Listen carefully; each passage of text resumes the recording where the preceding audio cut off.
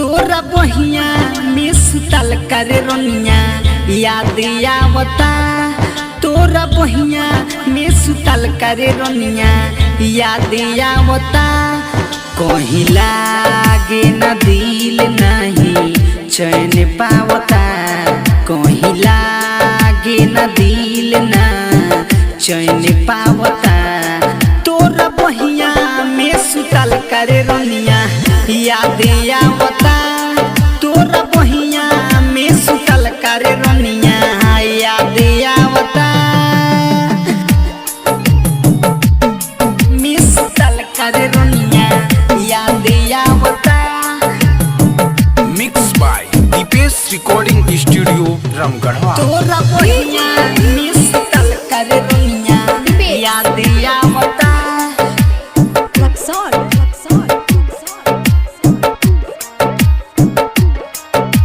लागे नाही ई दिलावा तोहरा बिना। आवे जब याद तोहर रोई हाँ।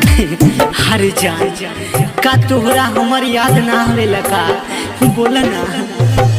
लागे नाही ई दिलावा तोहरा बिना। आवे जब याद तोहर रोई हाँ। पागल बहाल नइखे मला तोहरा नूर से। मिले न चैन रही बेचैन रतिया अन्हार में। कोई भेंट भोरवे में अब तड़ पावता। कोई भेंट भोरवे में अब तड़ पावता। कहीं लागे न दिल ना चैन पावता। कहीं लागे न दिल ना चैन पावता। तोरा बहिया में सुतल करे रोनिया याद आवता। तोरा बहिया में सुतल करे रोनिया याद आवता।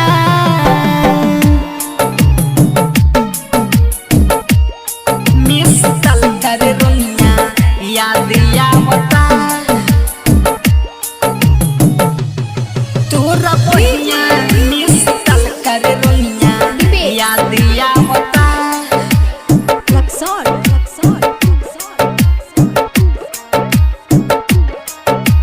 बीते आठो पहरिया याद कोई के। तोहरा बिना दीपेशवा रही कैसे।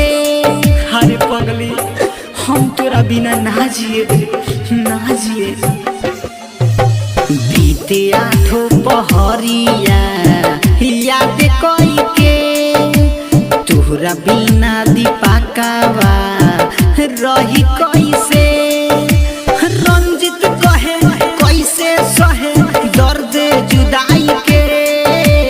काहे नहीं गइलू जान जहर पियाई के। सुन रोनिया तोरा बिना अब जी कैसे। सुन रोनिया हमर परनिया अब जी कैसे। कहीं लागे न दिल ना चैन पावता।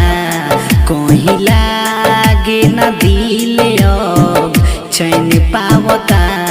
तोरा बहिया में सुतल करे रोनिया याद आवता। तोरा बहिया में सुतल करे रोनिया याद आवता। हे पगली। Mix by Deepesh recording studio Ramgarhwa.